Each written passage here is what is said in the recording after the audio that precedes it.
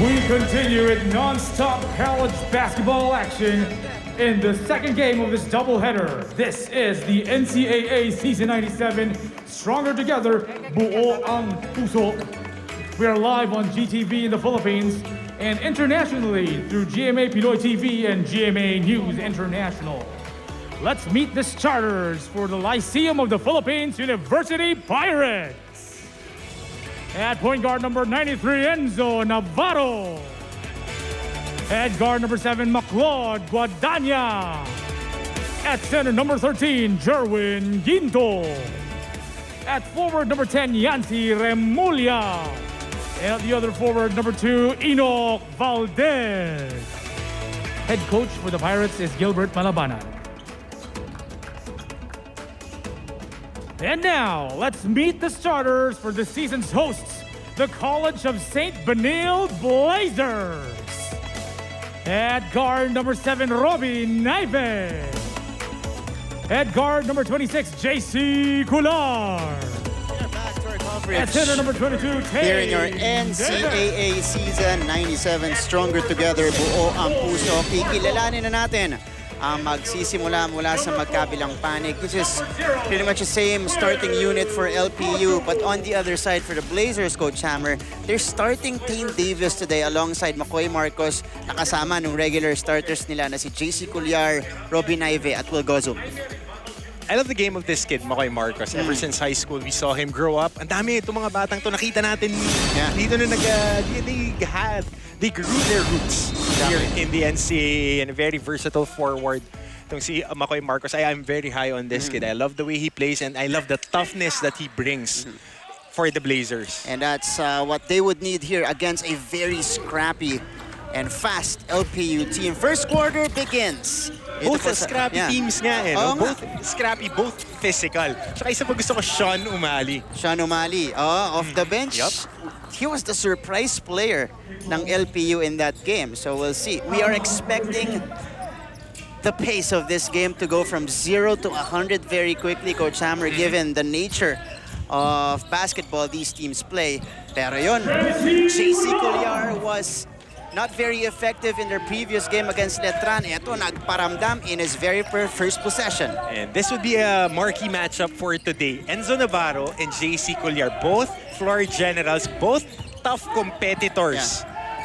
Ito nga si Enzo Navarro, pinigay kay Yancy Remulla. Ginto sa loob, short stop, wala. Valdez with a putback.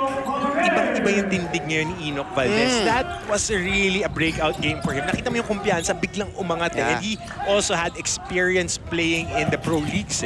And here's the running game of LPU in full display early on. Both baskets coming from Enoch Valdez. Robbie Naive now will back up. Look at the swarming defense here of LPU. They will go to Will Gozum. Hinanap si Davis sa labas. Culyar will reset. He is looking for the screen, instead gets it to Davis. Here's the three-pointer, and that's good for McCoy Marcos. Home court. Yeah. Home court. Alam niya to. Kabisado niya tong court na to. And then I was having a chit-chat nga with assistant coach Marvin Benilde, his high school coach, na niloloko ko siya. Sarap na maglaro naman sa home court. Diba? Kahit pa paano, gamay pa rin nila to. Of course, they won a championship here in the juniors. That's right. Mintes yung tres do ni Valdez. Remulla collects. Turnaround is off. Here comes Culyar. Nagmapadali si JC Culyar. They don't have the numbers. Robbie pulls the trigger. That is too strong. Guadagna collects it. Valdez again in open court. Pero mas maganda yung abang ni JC Culyar. Soft outlet pass. Instead of just looking for a guy for a forward pass, they forced that one. That turnover para sa LPU.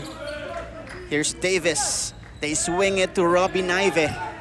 Naive, they have 8 seconds to work with. Naive driving and scoring on the lay-in. Always had that in his arsenal. Very strong, stocky guard. Yung contact balance niya maganda and can finish in traffic. Habang abante ngayon ng LPU, puntahan natin si Christian Sebastian for his report. Christian? Pagbangon ang title ng kanta na palaging pinapatugtog ng mga pirata sa loob ng bubble. Nagkataon na ang koponan ay motibado para bumangon muli pagkatapos ng kanilang laban kontra San Beda. Nakausap ko nga ang team captain ng LPU Pirates na si Renzo Navarro at nakatulong daw ang laban nila noong Sabado para malaman kung nasaan na nga ba ang team at kung ano ang strengths and weaknesses na kailangan nilang trabahuhin. Sa loob ng 2 araw ng kanilang paghahanda para sa laban ngayon ay nag-focus daw sila sa depensa dahil dito sila kinapos nung nakaraan at more flow naman daw pagdating sa opensa. Payo naman ni Coach Gilbert ay play hard, ibigay ang 100% at maging agresibo pagdating sa depensa at opensa. Martin at Coach Hammer nag-iwan din syempre ng mensahe ang captain ng LPU Pirates para sa CSB Blazers at good luck daw at sana maging safe ang laban na ito sa anumang injury para sa dalawang koponan. Balik sa inyo. Maraming salamat, Christian. Napakagandang mensahe naman nun mula kay Enzo Navarro, who by the way scored 15 points in that particular game. Ito yung breakaway ni JC Colliar.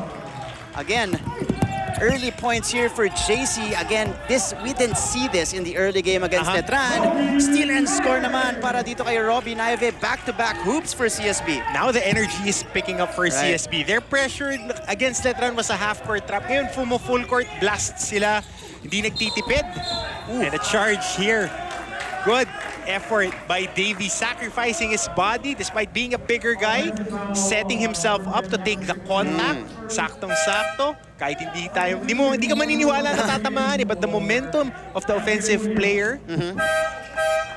Everything going the Blazers' way. If I'm not mistaken, this is now a 9-0 run. Kasi yung simula kanina ng LPU, 2 baskets ni Valdez, 4-2.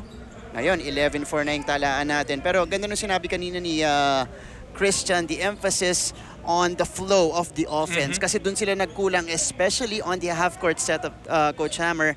Naging mas epektibo sila when they were in the open court. Exactly. Up and down. That's the strength of the LPU program for the longest time. Playing high tempo, up and down. Yeah, you want to run pattern plays, but if you're playing college basketball, kausap natin kanina si Coach Aris di maunahan, ibang-iba from the pro game, ibang-iba from the semi-pro game, na ang college takbuhan talaga eh. And with a condensed schedule, dyan mo makikita ngayon sino yung mga nagpa-condition talaga. Ito, dalawang teams naman to, mukhang condition na condition. This is gonna be a turnover for Robbie Naive and CSB. Let's see if LPU can break the dry spell. It's 6:24 to go here in the first quarter. Medyo napako sila sa 4 points so far. And again, stingy defense being displayed by the Blazers. And speaking of CSB, let's now go to his first report of the season. Go ahead, Bailey Sakot. Yes, Martin and Martin have just had the chance to chat with the CSB Blazers prior to this game, and they mentioned that Coach Charles Hsu commends them for their overall scrappy defense and their competitiveness, which led them to lead for most part of the previous game versus the Knights. Now, their lack of boards, their missed free throws, and the small details are what they needed to work on, and what they worked on over the weekend is what they lacked previous to this game. Now, coming into the same, Coach Charles Hsu expects them that they forget about last game and that they have more positive and better body language, and he expects them to run higitan pa ang enerhiya ng mga mabibilis at mga maliliksi ng mga pirata. Martin. Maraming salamat, Baileys. And that's exactly what they're showing right now. They're showing more energy and they're showing the same grit sa simula ng laro nila against the Letran Knights. The question would be sustainability. How do you sustain it for 40 minutes? Especially against a non-stop LPU team. Oo, ang lalim din eh. Naive, Colliar pulls the trigger and knocks it down. JC Colliar, if I'm not mistaken, has 7 points right now in the game. 7 out of the 14 of CSB. A lot of the baskets that he got, all of the baskets is galing sa broken play. One on sideline inbound, straight post with shot clock winding down. A 3-point off a ball swing sa scramble and a fast break layup. So 7 points, energy points for CSB. We got a timeout on the floor here. Magbabalik po ang inyong NCAA Season 97.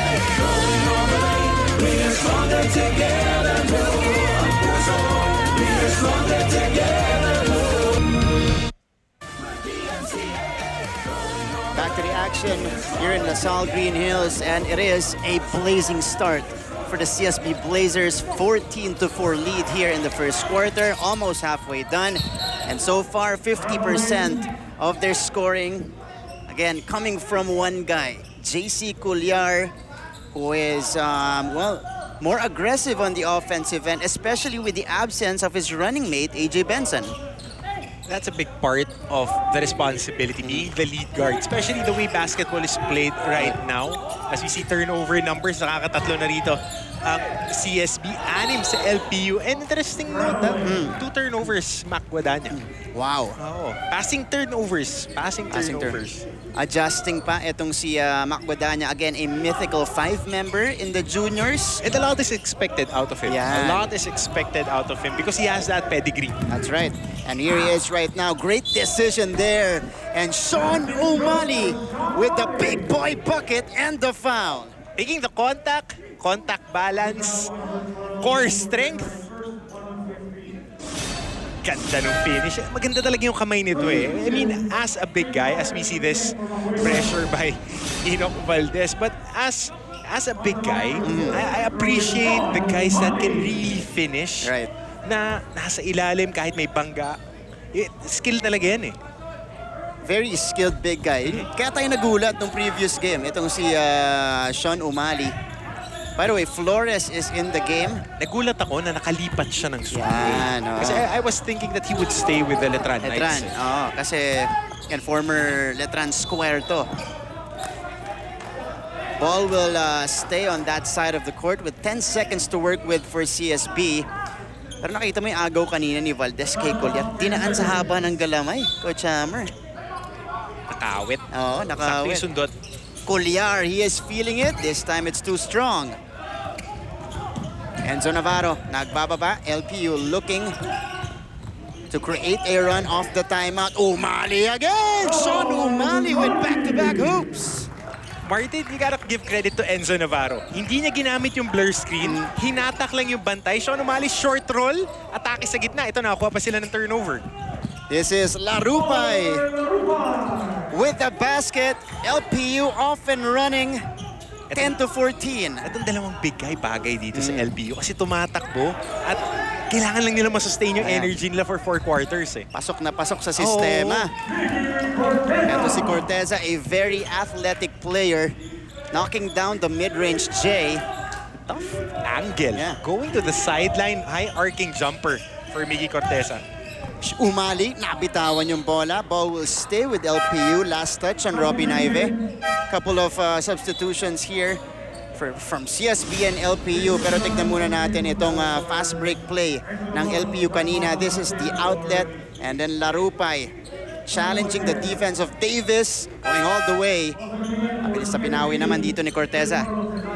Tough angle. Jab going to the baseline with your momentum. Touch. Short corner jumper. Pag big guy ka, dapat meron ka talaga niyan eh. Short corner and elbow jumper. So that's a big plus here for CSB who broke the run. Mini-run kanina ng LPU. Larupay all the way. Wow! Ganda ng quality na binibigay dito ng bench ni Coach Gilbert Malamadan. Between the two big boys, they have 8 points of the bench breathing. Signs of life dito sa opensa ng LPU. And this is another steal for the Pirates. CSB just committing errors right now. Larupay, they swing it to Mac Guadagna. 12 to 16 is the count. Guadagna will attack. Will kick it out to Cunanan for 3. Cunanan too strong. And we got a foul here. Is it against Barba? So on John Barba and I think number 18 of CSB. Tapos si Chris Flores. Chris Flores. Wala sa... And now getting more minutes na rin to si Chris Flores. Had an impressive season 95 in spurts. Nabibigyan siya ng konting minuto. And would get a few buckets here and there, and the intensity would always be a plus pa yung energy niya. But yeah, now we'll see if he would get a little bit more time. Yan. Ang bantay niya ngayon, John Ato Barba. Backdoor dapat dito si Barba, pero nakauna dun si Flores. Bata nitong team ng LPU. Magkakasabay sa high school yan eh, di ba? Umali, Barba. Yan. Magkakakilala din. Kamay nila yung mga laro nila. Guadagna. Double foul pala yung tinawag kanina, kaya possession ng LPU. Yes. Guadagna, Illegal that's gonna screen. be an illegal screen, offensive foul against Larupay. So 16-12 CSB, weathering the storm. Na itong LPU attack na 6-0 kanina, naibawi kanina. O naibawi rin pagkatapos pala. Will Gozum, look at the twin towers right now of CSB. They got Lepalam and Gozum. Which is playing his more natural position Right. of that 4 spot. Dahil skill big guy itong si Will Gozun eh. Yan. He likes operating on that high post and on the foul line extended. Di ba, nasa pinch, tapos iusig mo lang ng dalawang hakbang facing the basket. Yun yung laro niya eh. Doon siya nakaka-create. Kaya nga ito nag-MVP kasi he attacks the offensive boards and he is a very good passer doon sa sistema ni Coach Randy Alcantara with the Red Robins. That's right. Kumbaga, hindi siya yung sa malalim agad na pwestuhan pag nakukuha niya yung bola. Meron siya nun, Meron din. pero mas na-maximize siya dahil quick feet eh. Yan. I mean, coming from UPIS, from Coach AG, Yeah. and then with Coach Randy Coach Alcantara, yun talaga. And sa Batang Gilas, the way that he has used pinch post, nag-engage ng opensa. Former NCAA Juniors MVP Will Gozum knocking down the second free throw. So 17-12, Ginto is back in the ball game, replacing Larupay, who provided a spark off the bench para dito sa mga Pirata. It's Mac Guadagna now, bringing this one across. Siya na, nagpo-point guard dito. Guadagna gets fouled in the process, but you like the aggressiveness there of Mac. Good move. Inside out, cross, go back to the middle. Medyo na-traffic yung bantay. Opted to poke at the ball. 2 shots para kay Mac Guadagna.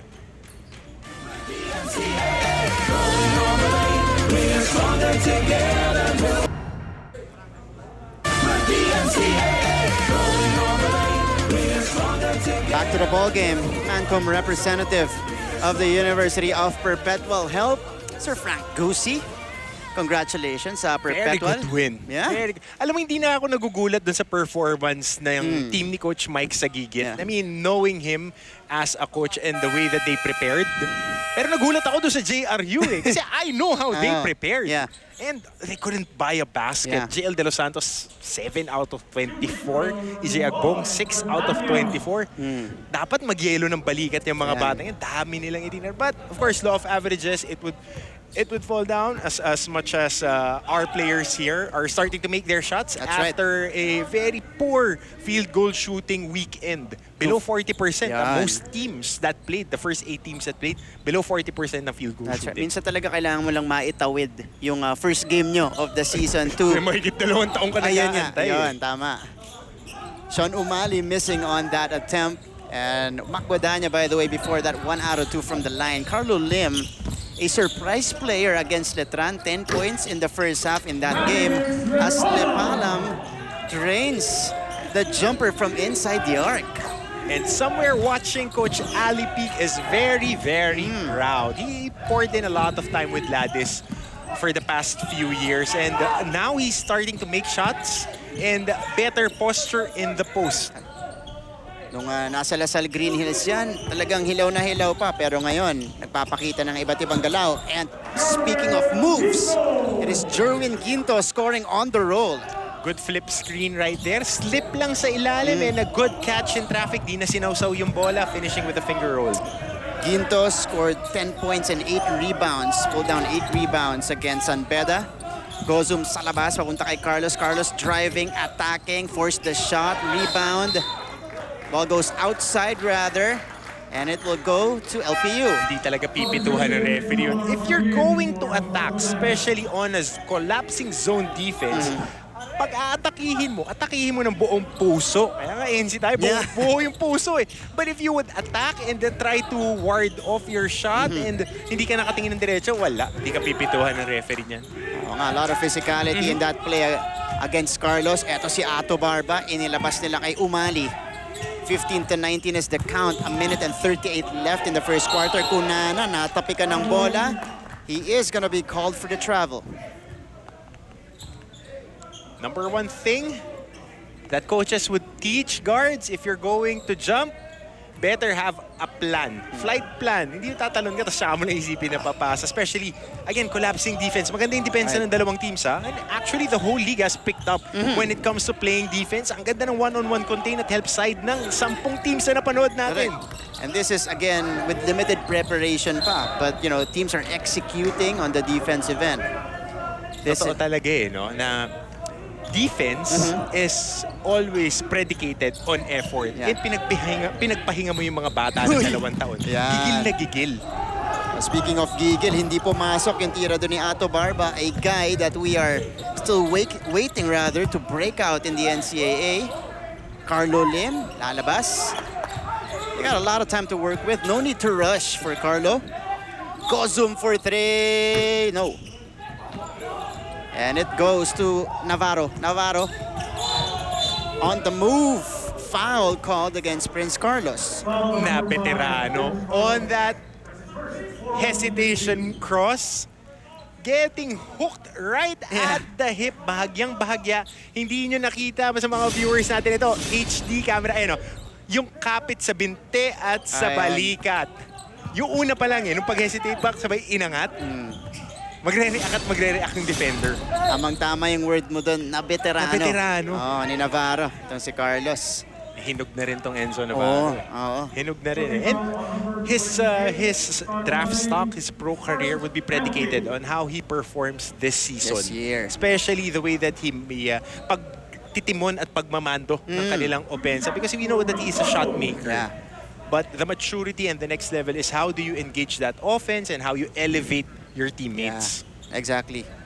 Will Gozum at the free throw line, missing on the first. These are golden opportunities for CSB at the line.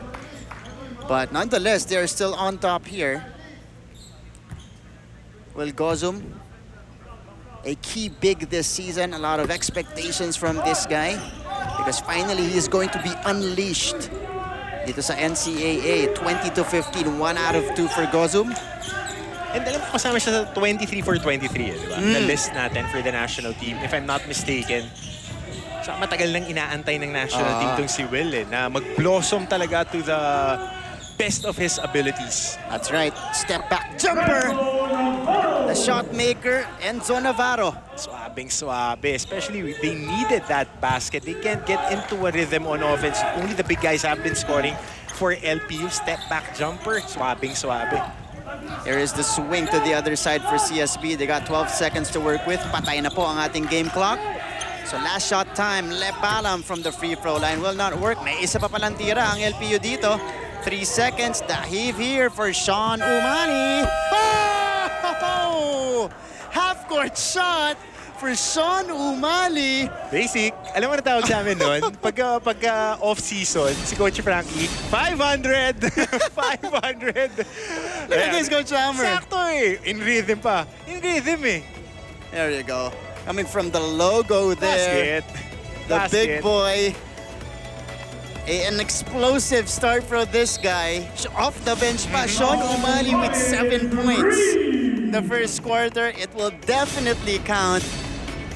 At ang malaki doon, pampanabla yung tres na yun para dito sa LPU Pirates. But let's take a look at the highlights here of the first quarter.